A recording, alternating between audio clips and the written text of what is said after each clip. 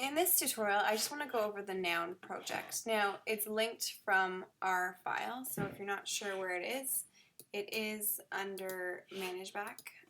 So you can go to thenounproject.com or link to it from our ManageBack account. Something to note, when you search, try and be as specific as possible. Candy versus candy wrapper, candy bar, there's a lot more options when you're trying to find your icons. What the Noun Project is a collection of free vector art. So it's flat graphics. They are black and white. And what I want to show you is how you can actually create these graphics and add color to them. So you're not limited to what the design here is. And then if you're not finding stuff under what you're searching, just change what you want to search it to. And you'll get more and more options narrowing in on what you're interested in. And then when you find the one you like, you hit download.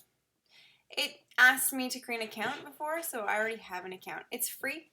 They just want to know who you are because you're using a free form of work and they want to make sure that you're not using it for profit. You're not. So just create a free account.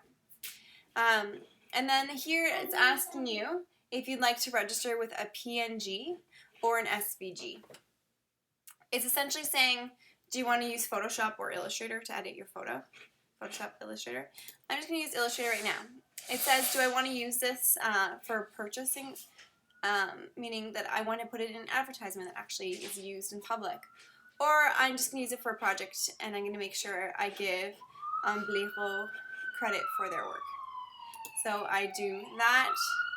It pops down in my icons and it will have my icon there waiting for me. So it just says make sure you source candy by Amblejo. That was so weird. Okay, Jaden, pause. So now I'm going to open that file and I'm going to actually select the file. And when I select that file from my downloads, it's going to open up in here a lovely little icon. Reminder that this icon might not be the size you're looking for. I'm just going to copy and paste it so you can see how actually small it is compared to a regular piece of paper. But the cool thing about letterhead, or about a vector, sorry, is that if you hold shift, you can resize it to any desired size and it won't be pixelated. Now to change the colors, notice when I select it, it selects everything. That's because they were grouped together. So I can easily select one thing at a time with my white cursor. And this will allow me that maybe I don't like this indentation here and I want it to be a little bit lower and go that way. Maybe that's what I'm looking for. Maybe I wanted to add another indentation so I can actually use that plus tool on the pen line. And this will create an extra white cursor selection to modify my design. So there's lots of things that you could further modify. The white cursor lets you select the node.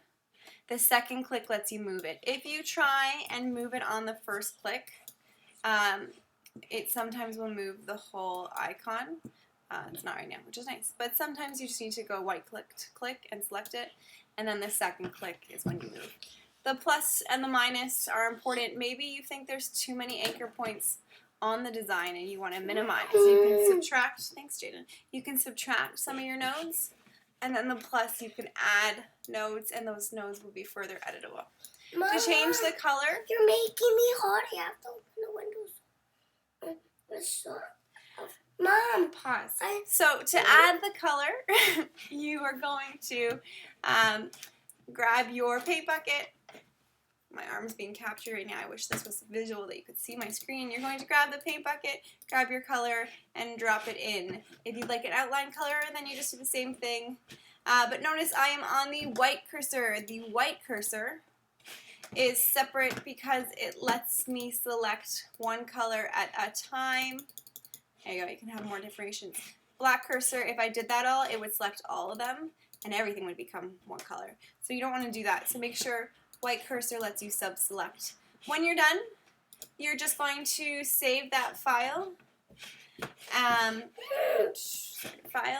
then that file you are able to place into your actual label. So if you want, you can save it as an Illustrator file.